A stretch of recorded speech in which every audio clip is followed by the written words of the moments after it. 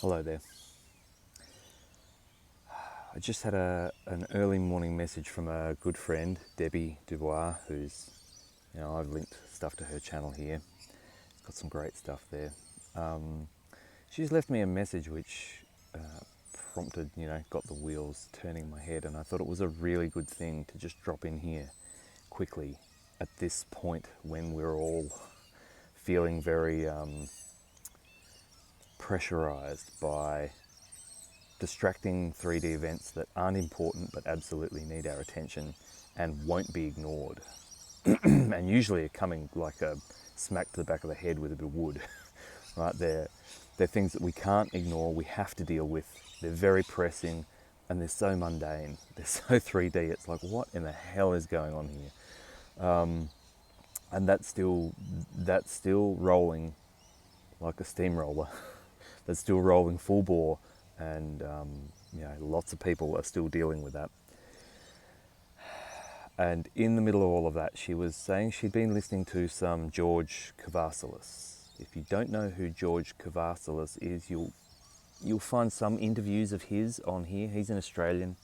He's an OG. He's been talking in the game for a while. He started out on the New Age path, circuit. I don't know how to put that. I mean, everyone kind of did in a way. That's the starting point. Reiki and chakras is kind of the gateway drug to this stuff if you didn't grow up with it in the family. And so he started out there. I don't know when, I don't know his story intimately, but I'm sure I was seeing stuff of his in 2009, definitely by 2012. But I want to say 2008, he was kind of talking publicly about this sort of stuff. So he was right in that wave of people after 2001, which seemed to be a big marker, 99, who were coming out in between then and 2012. And he went through all the stuff, and then he got pretty hardcore about things, about the deceptions going on in here.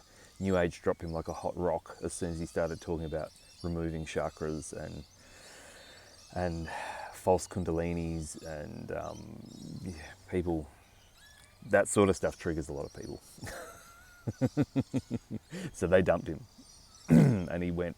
You'll find odd interviews of his on YouTube, but you would have to type his name in. It's Greek, Kavaris with a K. You'd have to type his name into a search engine and get his website. He's still doing stuff, based somewhere here in Australia. He has got good knowledge. I haven't looked at much of his stuff, subscriber content now, although it's not expensive, I don't think. I haven't looked at any of his latest stuff, like since the 2020 nonsense hit. So I don't know how he handled all of that and how he's going moving forward, but I'm sure, even if he got knocked off balance a bit, I'm sure he's back on balance again. George knows what he's about. Even if he, like all of us, even if he got blindsided, he'd get back up again because he's pretty good stuff. Anyway, she was listening to something of his talking about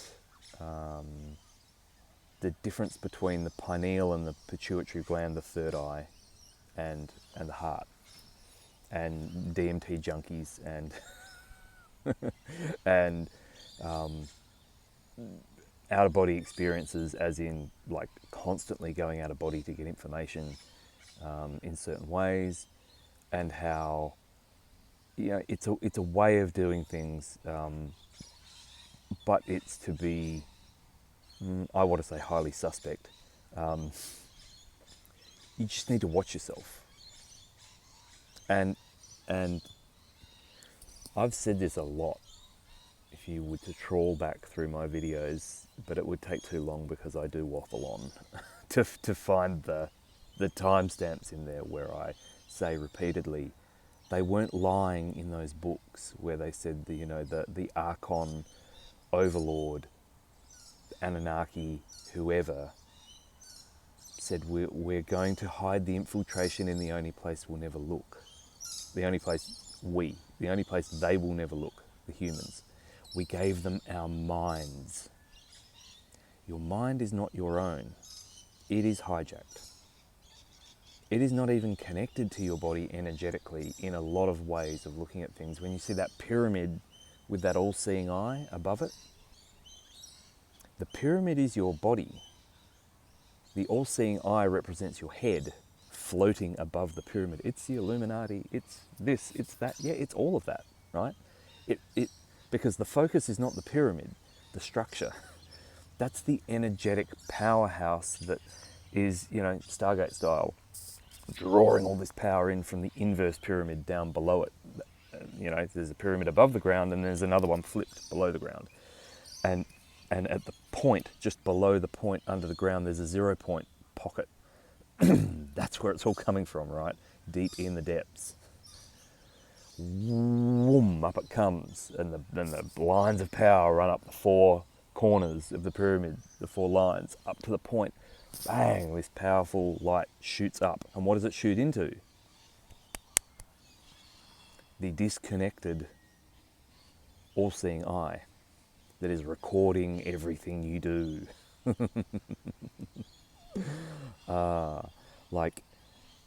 It's showing you, well, that's evil. Well, yeah, it can be, because, what's going on with that eye? Who controls it? Even if you want to flip it another way and say, oh, all this is just esoteric bullshit, like we're in the Matrix. Yeah, we're in the Matrix. Where are the hidden video cameras in the Matrix, do you think? Where do you suppose the hidden microphones are? If I could turn the phone to look at the phone itself, we go, Google's always listening, Apple's always listening. Like, come the fuck on. Who do you think was always listening before 1947, when they brought that digital transistor into this realm for supposedly the first time and created digital technology in Bell Labs, which turned into computers and microprocessors? And here's the phone.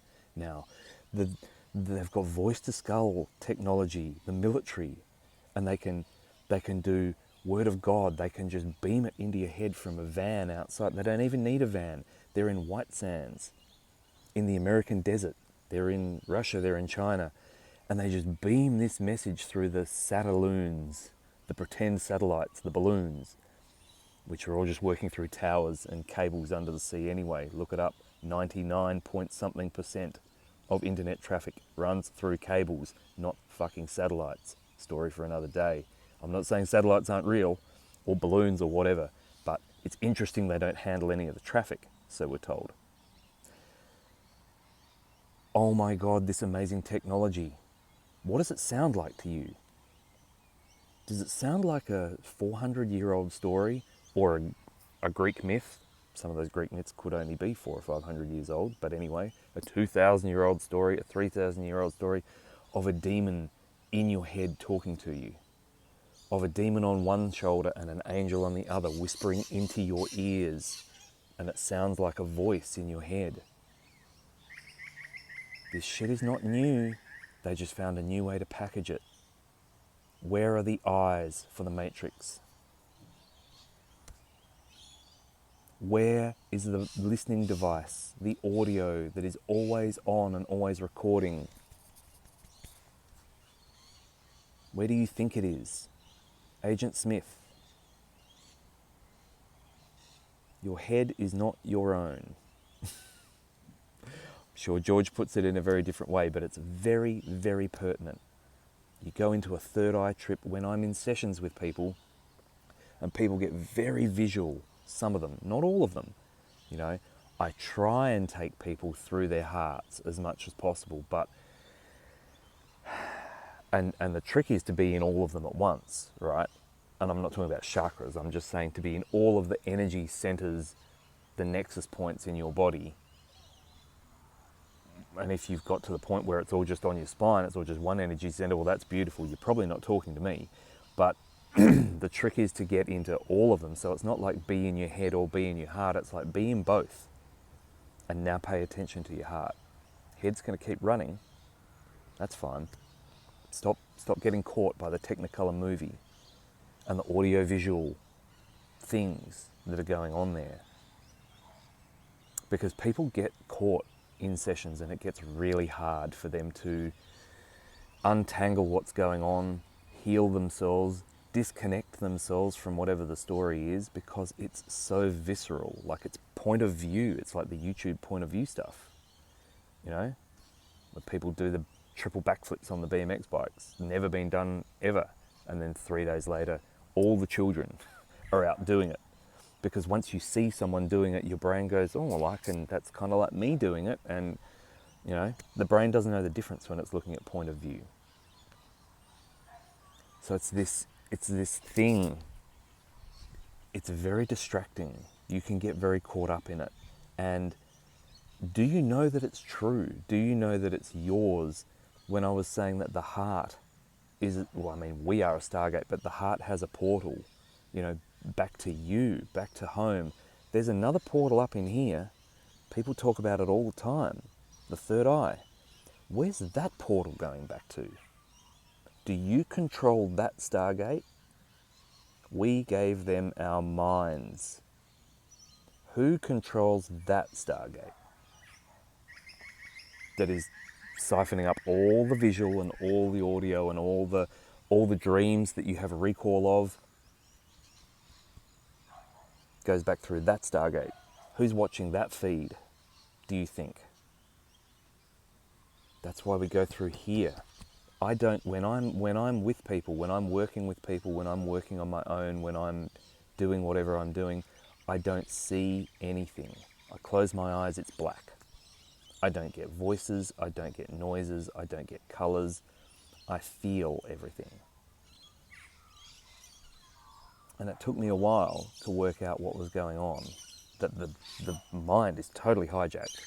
But if you go through here, you know everything that's happening, even though you can't see it, you can't smell it, there's no colour. I'm breathing, but there's no colour to the breath. Does the breath have any colour? It's black, I can't see anything. If you were to describe your breath to me in a colour, what would it be? Gold. Oh, that's interesting, so the breath has a colour. You know exactly what colour it is, you just haven't asked the question. So, in this time of distraction, very pressing, mundane distractions, it's really, really pertinent to remember that this is the one that is so powerful it cannot be hijacked. This one shouldn't be hijacked, but you could bet your bottom dollar that it probably is to some degree. Or there's a battle being fought for control of it. Or there's something going on. Like, are you really in control of all your thoughts? Are you really in control of what's going on in your head? Really? I wonder. I wouldn't be brave enough to put my hand up and say, I'm totally in control of all my thoughts and everything going on in my head. I don't think so. I don't think that's where I am. But I feel that this one can't be hijacked, which is why they try to keep you out of it. It's why the trauma, why the heartache, why all of that stuff.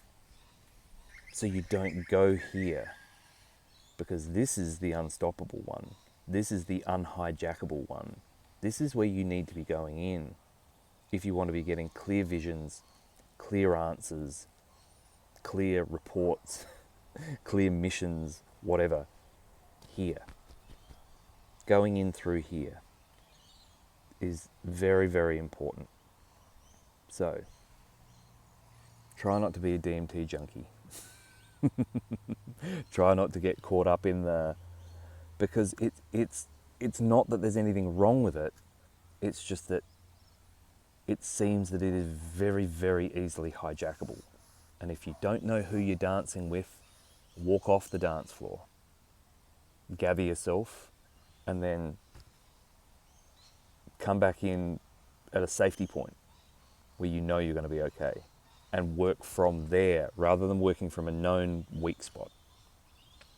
All right, much love.